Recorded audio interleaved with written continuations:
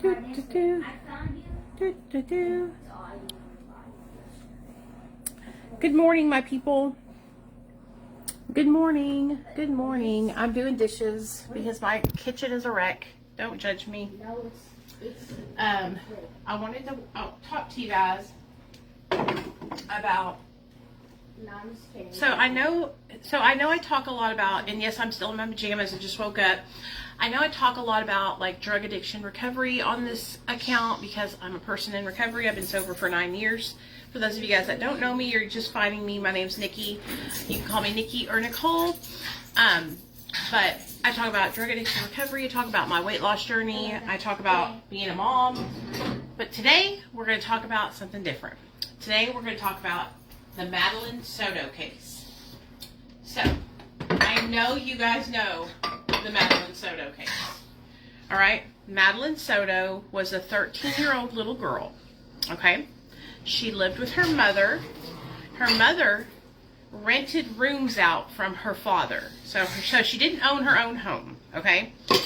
Her and Madeline and her live-in boyfriend, Stephen Stearns, rented rooms from a big house that her dad owned, okay? And they all lived in this house. And there was multiple other people that lived in the house as well. So it was like a boarding house almost, I would say, you know, because there was different roommates that lived there that didn't own the home that like paid to rent a room. And she did the same. And her daughter was 13 years old. And she had been dating this guy named Stephen Stearns off and on for like years, multiple years, okay? Well, one morning she woke up to go to work and her daughter, my dog's having a breathing fit, her daughter was supposed to be going to school. So she woke up that morning and she got ready for work.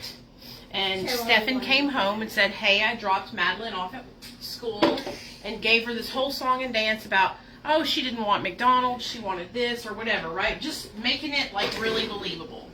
Well, come to find out what had actually happened was Stephen Stearns had murdered Madeline. And he murdered her because he was sexually abusing her for 4 years that they know of. 4 years that they know of. 4 years of what they have on camera evidence. And you want to know why they have it on camera, on video? Because he recorded himself doing these things to this 13-year-old little girl. Okay? He recorded himself essaying her. He recorded himself with his and her. Okay? And this mother, Jennifer Soto, they just released the interviews, right? The video of them interrogating her, okay? And they showed her a picture of Stephen with his member inside of her daughter's, and she is like, are you sure that's him? I mean, I know it's, she didn't fucking collapse on the ground and have a heart attack. She did, like, I just want you guys to understand, I'm a mother. My son is 10 years old. If my live-in boyfriend or husband or whoever was arrested for doing something to my child and they showed me pictures of it in the action, you would have to tie me down. You would have to chain me to the wall because I would leave there and I would murk whoever did that to my child. I would be filled with so much rage. There's no way you could stop me. There's no way. I would find a way. I would find a way out of that damn police station, and I would go and I would wreak havoc on whoever did that to my child. And so this pick-me-ass bitch, because that's what she is, okay? And there's a lot of girls that are like this in the world. They're the kind of women who choose a man over their children. Their self-esteem is so low, okay? They do not love themselves. They do not care. They do not love their children, okay? All they care about is the male attention, okay? And if they can't get it, then this woman was jealous of her daughter. This woman said, oh yeah, well, I know Madeline was sexually active because I had a period tracker on her. Why were you tracking her period? Because you knew she was your boyfriend, okay? And you knew that if she got pregnant, y'all were going to have to get it taken care of. And that's what I think happened. This is my theory. I think that Stephen Stearns told Jennifer Soto, 100%, Kathy, 100%. I think that Stephen Stearns, and I'm sorry, I know this isn't my normal content about recovery, but I have to talk about this. It's eating my whole life alive. I think that Stephen Stearns told Jennifer Soto that he got Madeline pregnant. And I think he told her that he was going to do what he was going to do.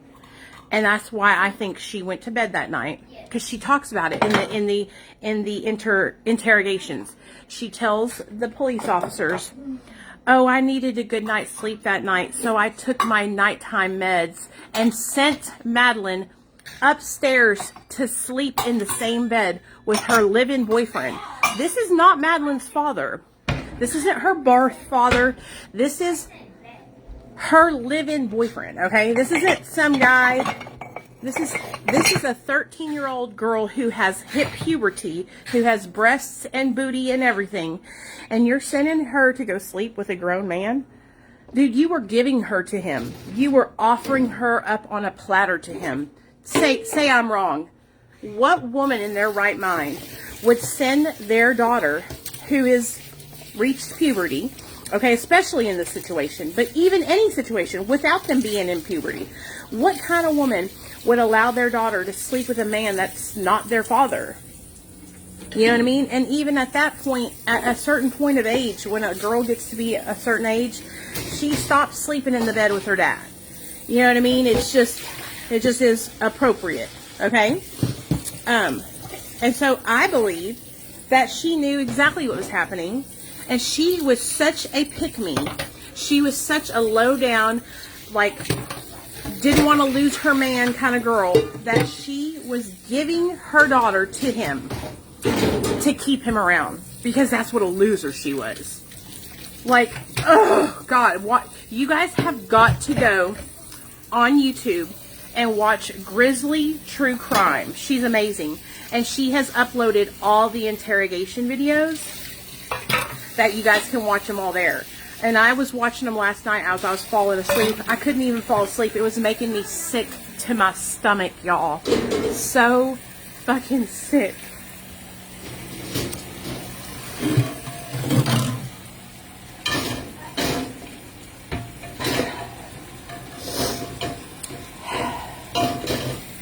I believe that she was jealous of her daughter. Her daughter was beautiful.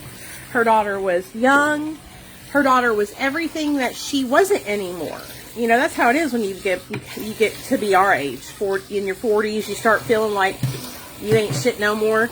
You know, but that don't mean that you use your kid to fulfill your nasty fantasies. You know? And then she also made a remark to Stephen that really stuck with me. And I'm still trying to figure it out. She said, Madeline can't sleep with me anymore. I can't take the chance. And I'm like, what do you mean by that? Were you essaying your daughter too? Or were you allowing Stephen to sleep in the bed with you while he essayed your daughter? And you knew about it. And that's what you're referring to. You couldn't take the chance anymore. Like, God, man, I'm telling you what. And you guys, there are so many people out there in this world that are just like Jennifer Soto, who they care more about a man than they do about their own children.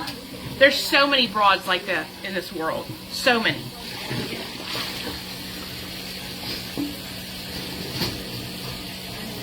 Okay, let's do that right there. Shut that? Yes. No fighting, puppy dogs. It's just so disgusting. So freaking disgusting. I can't believe it. I cannot believe it. I'm just sitting there listening to this interrogation, and it's just like, wow. Rocky, what are you barking about, Bubba? I'm sure Paco has one of his bones. How much you want to bet? Oh, Lord.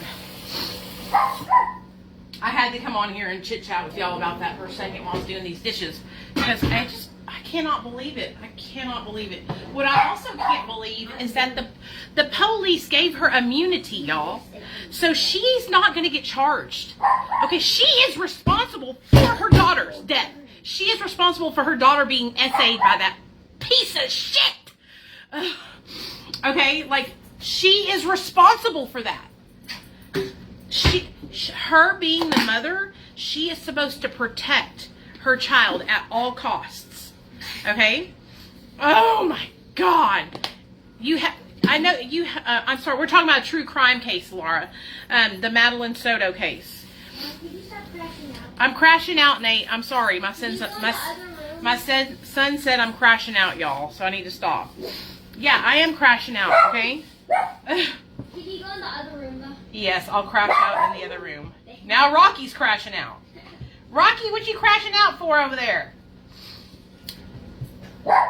She's responsible for that. She should be held responsible.